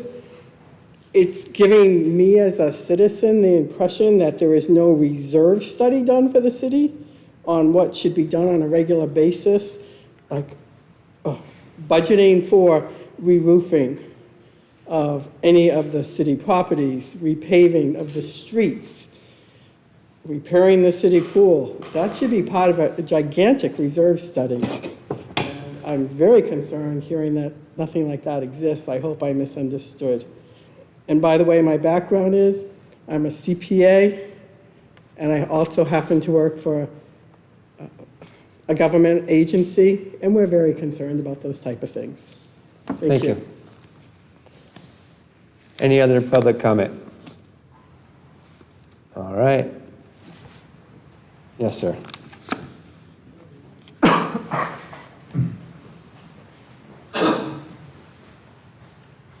Andy Jones, Cocoa Beach, 111 West Pasco Lane. I just have to say one more thing, and that's related to the Coquina crossovers and so on. I do believe that there'd be a terrible waste of money, and as I mentioned before, it was suggested that you take a wheelchair out and you give it a try and see what crossing Leon is like in a wheelchair. And they said, oh yeah, that's a really good idea. So I'd like to ask any of you who are in favor, so strongly in favor of Coquina Rock, to put your body where your mouth is and get a wheelchair and try to traverse one of those Coquina Rock things. And you'll see that it's not such, it's a very uncomfortable kind of a thing. So That's my stance on that. Thank you. This was actually for comments that we had not discussed earlier, but I'll take you up on that, by the way. If you can give me a wheelchair, I'll go out there with you. Meeting adjourned.